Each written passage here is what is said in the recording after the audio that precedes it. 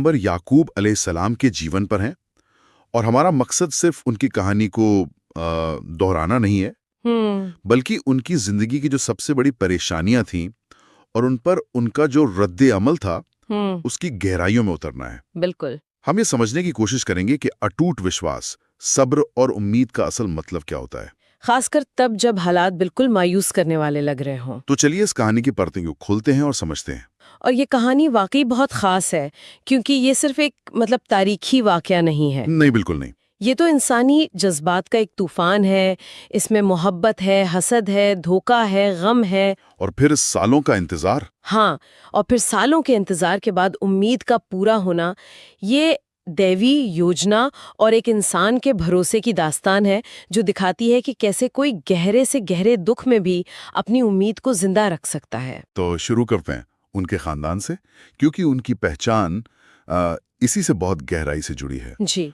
वो पैगंबर इसहाक अलैहिस्सलाम के बेटे थे और पैगंबर इब्राहीम अलैहिस्सलाम के पोते। मतलब उनका ताल्लुक सीधे उस नस्ल से था जिसने तौहीद यानी एकेश्वरवाद की बुनियाद रखी थी। बिल्कुल। हाँ, और इसी खानदान की पहचान एक और खास नाम से भी जुड़ी है जो याकूब को मिला था, इसराइल। इसराइल, इसका मतलब क्या है? इस लफ्ज का मतलब है अल्लाह का बंदा, या कुछ रिवायतों में आता है वो जिसने अल्लाह के साथ जिद्दोजहद की। अच्छा।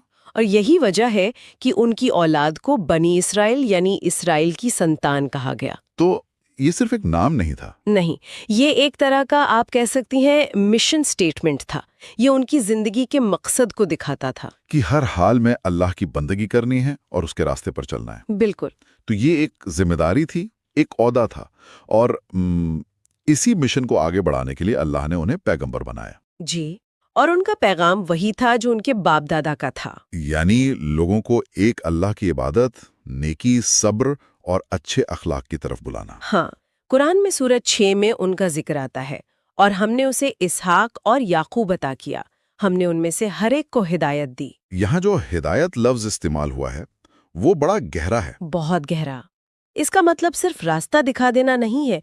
अरबी जबान में इसके मायने में उस रास्ते पर चलने की तौफीक, मदद और रहनुमाई, वो सब शामिल है। तो ये आयत बताती है कि नबूवत सिर्फ एक टाइटल नहीं था। नहीं, ये एक लगातार चलने वाला दैवीय सपोर्ट सिस्टम था जो उन्हें हर कदम पर मिल रहा था। बिल्कुल। उनका काम था हजरत इब्राहीम की विरासत को जिंदा रखना और उसे आगे बढ़ाना।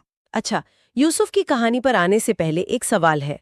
क्या स्रोत इस बारे में कुछ बताते हैं कि एक पैगंबर के तौर पर याकूब को अपने लोगों के साथ किन चुनौतियों का सामना करना पड़ रहा था? ये एक बहुत अहम सवाल है, क्योंकि उनका मिशन सिर्फ अपने घर तक तो महदूद नहीं होगा।